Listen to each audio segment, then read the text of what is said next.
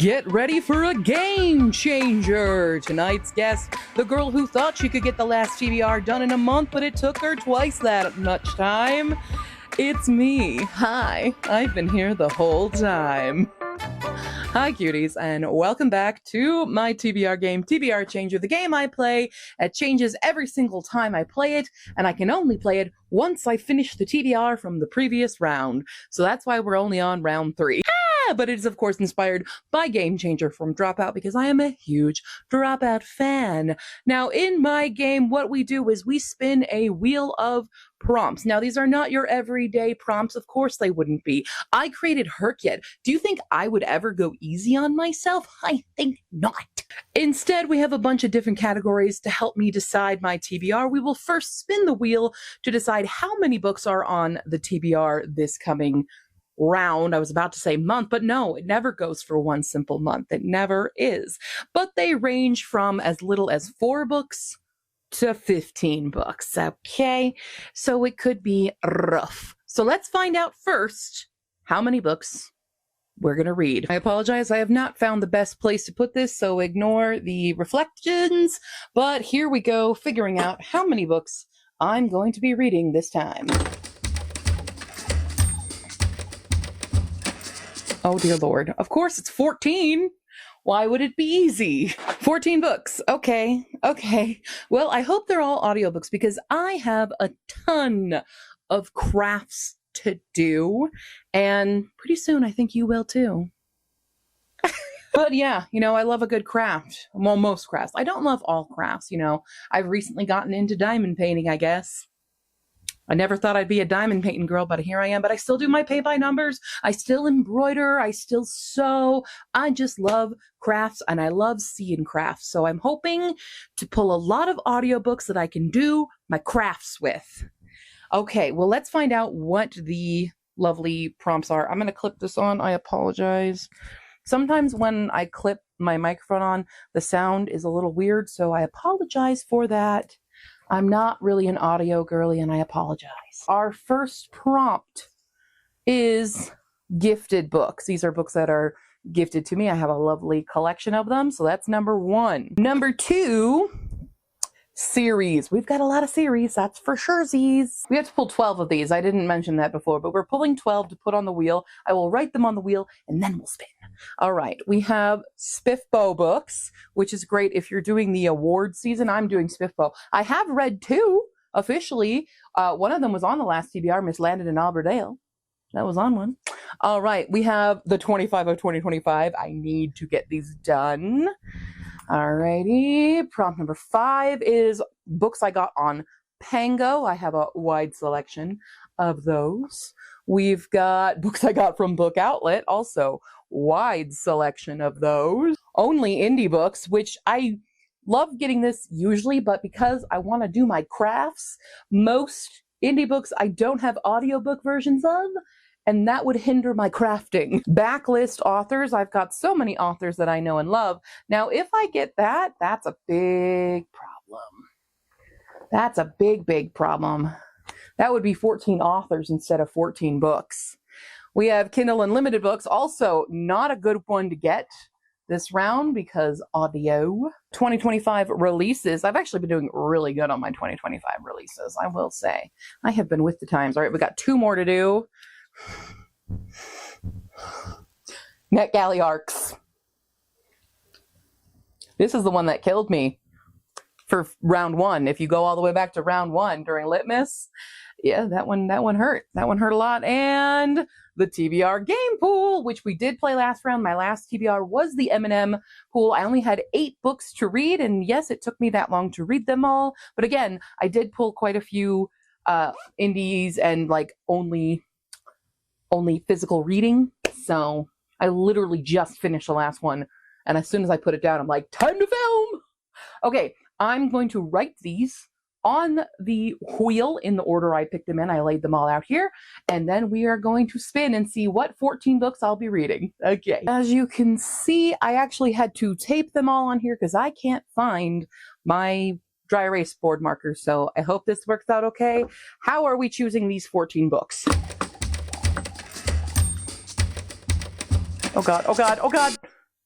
2025 releases. Okay, not a problem. I can do that. That also would help with arcs because I do have a lot of 2025 release arcs.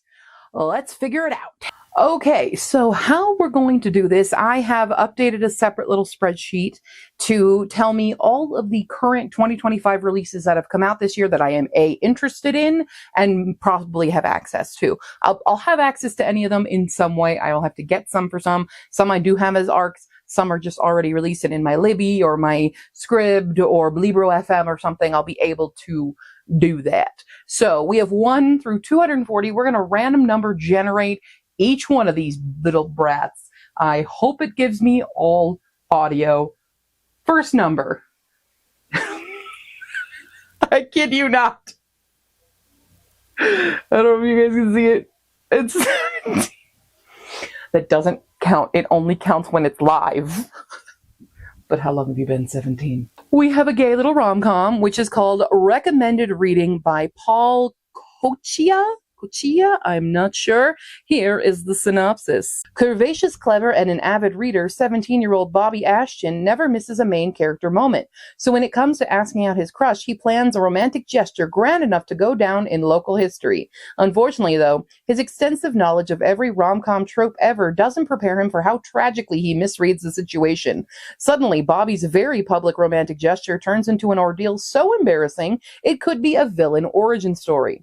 Having masterfully shattered every plan for his perfect summer before college, Bobby's last resort is working at his uncle's sleepy bookstore. Soon, Bobby is expertly recommending books for customers to perfectly cure what ails them.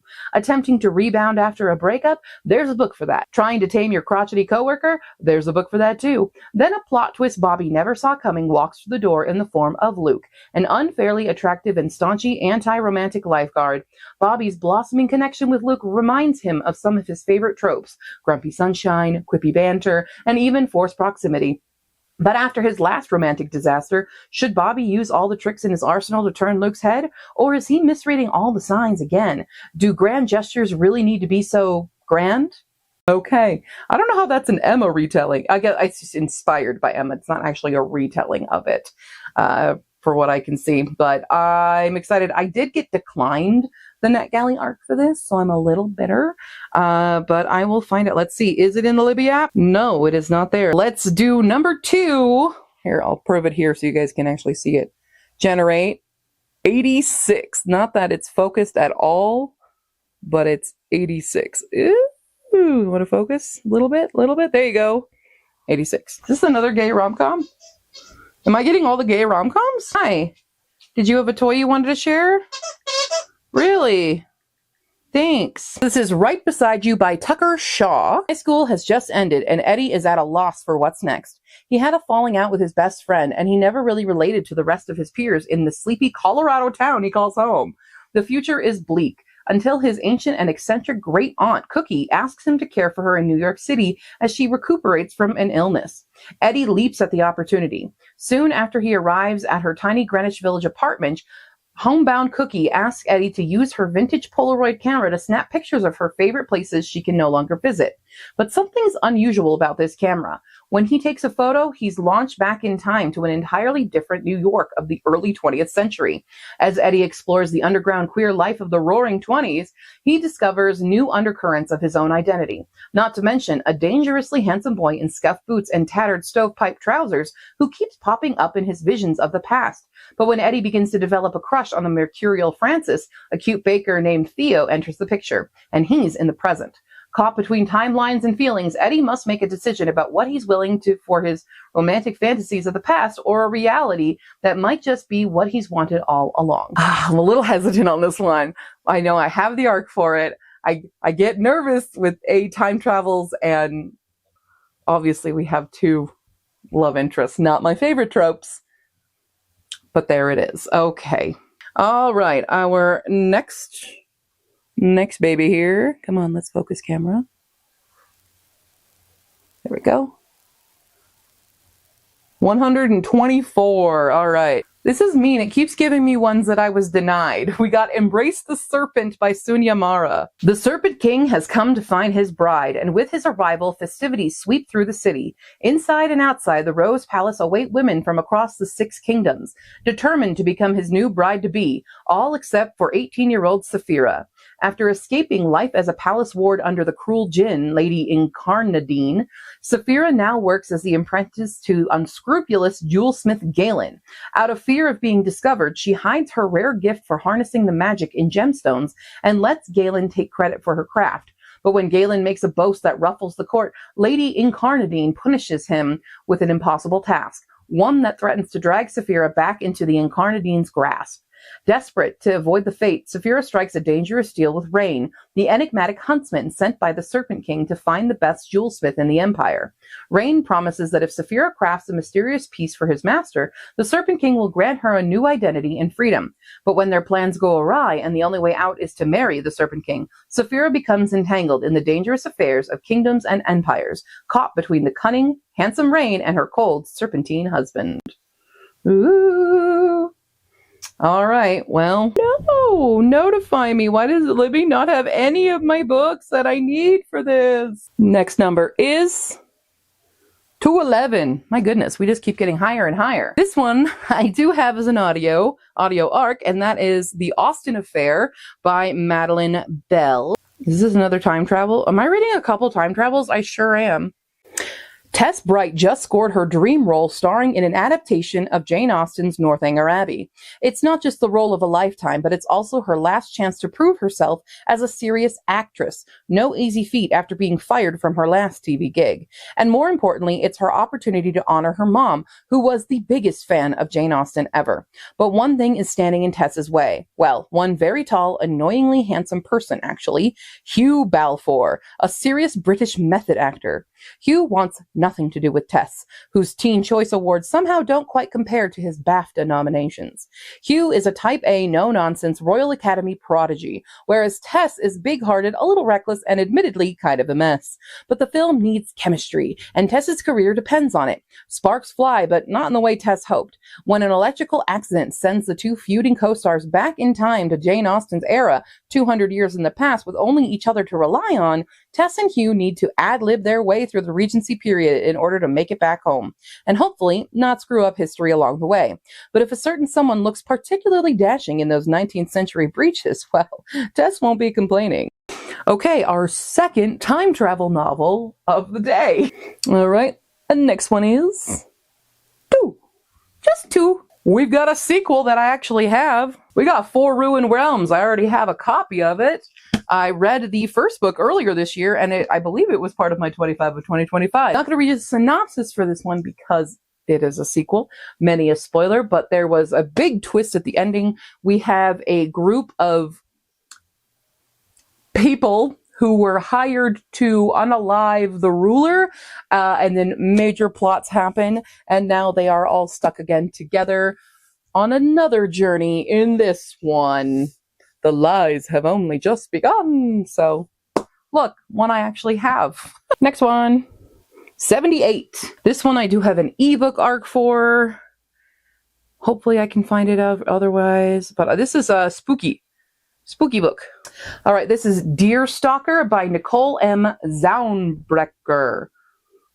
Hello. Herbetta, you have a big moth to catch. Herbetta's my spider that lives in my bathroom. In 17th century Germany, as an ugly war rages through the countryside, an otherworldly nightmare spends years stalking a small Bavarian village. The villagers have built their entire lives around their curse and the hefty toll it demands, pushing away new arrivals who could be affected by it. Just as winter settles in, a young traveler wanders into the unwelcoming village. He comes face to face with the very thing that haunts it. In doing so, he sets events in motion that threaten to pull the village apart by its already fraying edges. Steeped in the rich history of 17th century Germany, Deerstalker is a supernatural horror story entwined with a tantalizing LGBT romance. Didn't know that. Okie dokie. Okay. Next book is 201. I literally just got approved for this arc today. This is The Haunting of William Thorne by Ben Alderson. William Thorne had his life all planned out until he discovered his long-term boyfriend Archie in bed with another man. Distraught, William kicks him out of their home, where tragedy strikes when Archie is killed instantly in a car accident. Riddled with guilt, William is shocked to learn that he's inherited a manor in the quaint village of Stonewall, left to him in Archie's will. He leaves the city with plans to make a new start for himself, but is surprised by the run-down state of the manor and the unwelcoming villagers who want him gone. His only ally is Edward, a seemingly friendly local with secrets of his own.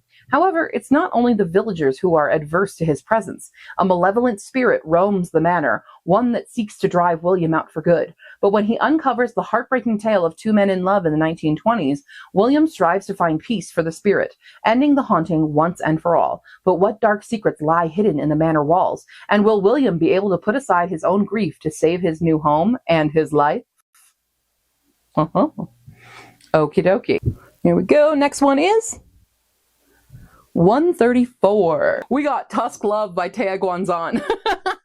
Okie dokie, here's what this one's about if you don't already know about it. As the daughter of an ambitious merchant, Guinevere's path has been predetermined. Marry into a noble house of the Dwendalian Empire, raise her family's station, and live quietly as a lordling's obedient wife. But Guinevere longs for a life unbounded by expectations, for freedom and passion and adventure. Those distant dreams become a sudden reality when her caravan is beset by bandits, leaving her guards slain and Guinevere stranded alone on the dangerous Amber Road. Her only chance of survival is to travel alongside Oscar, the aloof half-orc who saved her during the attack. Unlike Guinevere, Oscar's path is not so set in stone. With his mother dead and his apprentice abandoned, all that's left is a long, lonely walk to a land he's never seen to find family he's never met. The last thing he needs is a spoiled waif like Guinevere slowing him down, even if the spark between them sizzles with promise. Despite his cold exterior, Oscar is brave and thoughtful and unlike anyone Guinevere has ever met. And while Guinevere may be sheltered, she brings out a softness in him that he has never dared to feel before. As the flames of their passion grow, they realize that soon they'll need to choose between their expected destinations or their blossoming romance. And this was a Critical Role adaptation that they asked Tea Guanzan to write, I guess. Yeah, I have not seen where this actually comes from. I've honestly never seen a Critical Role. I'm a Dimension 20 girly, sorry. But yeah, here we go. And our next book is 155. Alrighty. Have an audio arc. Yay, craft time. I don't need the snake right now. Can I not have the snake? I don't really want the snake. It's actually getting close to bedtime, sir. We have The Library at Hellebore by Cassandra Caw. Now, I've never read anything by Cassandra Caw.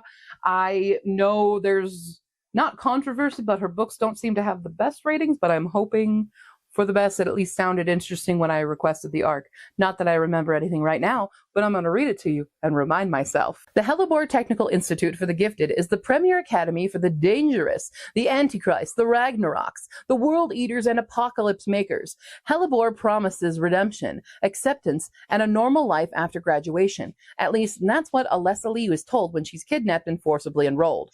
But there's more to Hellebore than meets the eye. On graduation day, the faculty go on a ravenous rampage, feasting on Alessa's class. Only Alessa and a group of her classmates escape the carnage. Trapped in the school's library, they must offer a human sacrifice every night, or else the faculty will break down the door and kill everyone. Can they band together and survive, or will the faculty eat its fill? That's dark. Perfect for spooky season. Our next book is number The Answer to Life, the Universe, and Everything. Yay! Yay! I was also gifted this book. We've got Fable for the End of the World by Ava Reed. Yeah, I'm excited. Got a nice copy of it. Wow.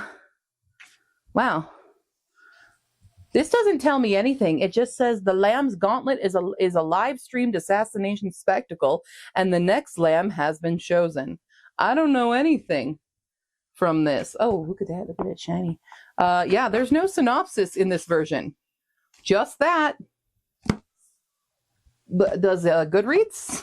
By encouraging massive accumulations of debt from its underclass, a single corporation, Karis, controls all aspects of society. Inessa lives with her brother in a half-sunken town where they scrape by running a taxidermy shop. Unbeknownst to Inessa, their cruel and indolent mother has accrued an enormous debt, enough to qualify one of her children for Karis's live-streamed assassination spectacle, the Lamb's Gauntlet. Melinoy is Karis's assassin, trained to track and kill the sacrificial lambs. The product of neural reconditioning and physiological alteration, she is a living weapon, known for her cold brutality and deadly beauty. She has never failed to assassinate one of her marks. When Inessa learns that her mother has offered her as a sacrifice, at first she despairs. The gauntlet is always a bloodbath for the impoverished debtors. But she's had years of practice surviving in the apocalyptic wastes, and with the help of her hunter brother, she might stand a chance of staying alive. For Melinoy, this is a game she can't afford to lose. Despite her reputation for mercilessness, she is haunted by painful flashbacks. After her last gauntlet, when she broke down on livestream, she desperately needs redemption. As Mel pursues Inessa across the wasteland, both girls begin to question everything. Inessa wonders if there's more to life than survival, while Mel wonders if she's capable of more than killing, and both wonder if, against all odds, they might be falling in love. We're just having a queer time this round. Just all queer books. I'm not mad about it. I'm pretty darn happy. We've got 5 left. Wow. 214! Oh, I'm excited. I'm excited. I do have an ebook arc for this. Not that that helps me. We've got The Guardians of Dreamdock, Wind Witch by Laini Taylor. New Laini Taylor. I do believe this was published previously, but I don't care. I'm excited. Let's see. When the ancient evil of the Blackbringer rises to unmake the world, only one determined fairy stands in its way. However, Magpie Windwitch, granddaughter of the West Wind, is not like other fairies. While her kind live in seclusion deep in the forest of Dreamdark, she's devoted her life to tracking down and recapturing devils escaped from their ancient bottles, just as her hero, the legendary Bellatrix, did 25,000 years ago. With her faithful gang of crows, she travels the world fighting where others would choose to flee. But when a devil escapes from a bottle sealed by the ancient Jinn King himself, the creator of the world, she may be in over her head. How can a single fairy, even with the help of her friends, hope to defeat the impenetrable darkness of the Blackbringer? New Laini Taylor. New Laini Taylor. I'm so excited about Laini Taylor. What are you doing? What'd you just pick up? Okay, good boy. Please ignore the fake number that is. I had to reset. Oops. We got 84. Sorry, it was a little fuzzy. This, I have an audio. I definitely have audio for this one. Gosh dang it. Stop closing out of the thing. All right, we have Bat Eater and Other Names for Cora Zhang by Kylie Lee Baker. I've heard amazing things about this. Cora Zhang is a crime scene cleaner, washing away the remains of brutal murders and suicides in Chinatown. The bloody messes don't bother her, not when she's already witnessed the most horrific thing possible, her sister being pushed in front of a train. Before fleeing the scene, the murderer whispered 2 words, Bat Eater. Months pass, the killer is never caught, and Cora can barely keep herself together. She pushes away all feelings, disregards the bite marks that appear on her coffee table, and won't take her aunt's advice to prepare for the Hungry Ghost Festival when the gates of hell open. Cora tries to ignore the rising dread in her stomach, even when she and her weird coworkers begin finding bat carcasses at their crime scene cleanups. But Cora can't ignore the fact that all the recent cleanups have been the bodies of East Asian women. Soon Cora will learn you can't just ignore hungry ghosts. I've heard amazing things, so we're on to the final 2. Here we go. Boom. 28. 28.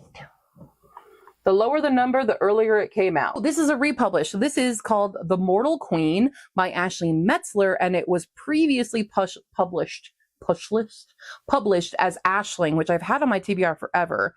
And then it got, did it get picked up by something? I'm not sure. But it definitely got a republish and a rebrand, I guess. I don't know. Here is what it is. When Aisling hears that her father has promised her in marriage to the king of the Fae, a cold terror washes over her. This marriage means peace for her people, but certain death for Aisling. Everyone knows that Fae are monsters, that they murder and steal for sport. But when Aisling meets her new husband, he is not all the beast she expected. Lear is alluring, wild, and dangerously perfect. She is determined to hate him, but his sharp tongue young and fierce loyalty to his people spark an attraction she cannot control. He draws Aisling into a realm of deadly enchantments and mythical beasts. But she finds that the Fae have monsters of their own, creatures of ancient evil that grow stronger by the day. When Aisling finds herself fighting at Lear's side, something new stirs inside, something more than desire, something magical and untamed. Ready to break free, she must learn to control her passion and her power, or watch as the mortal and Fae worlds are torn apart. There we go. Our final 2025 release that I must read is...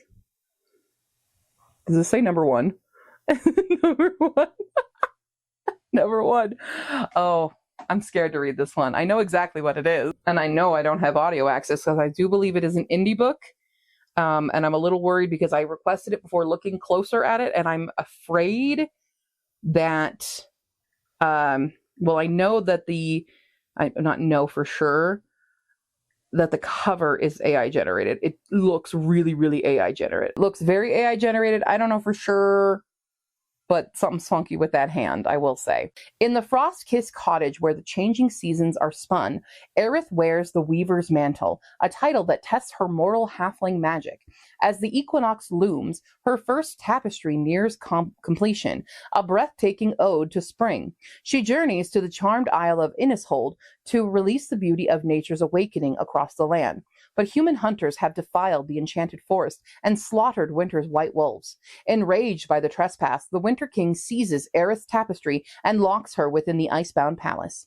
Here, where comfort and warmth are mere glamours, she may weave only winter until every mortal village succumbs to starvation, ice, and the gray wraiths haunting the snow. With humanity's fate on a perilous edge, Aerith must break free of the king's grasp and unravel a legacy of secrets.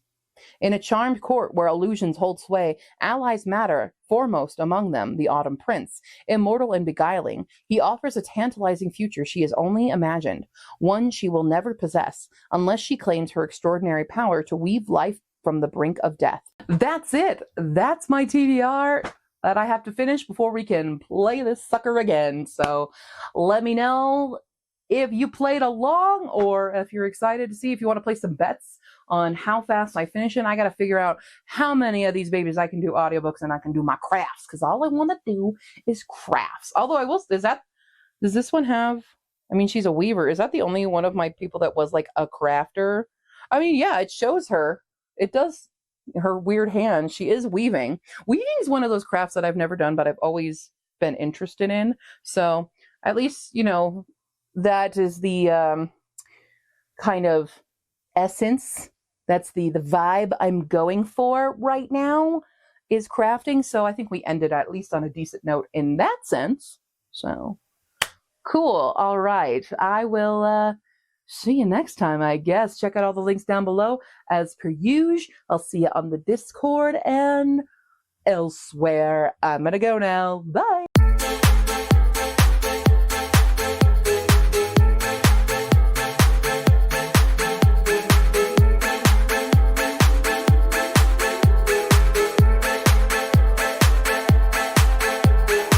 Did you get the secret prompt?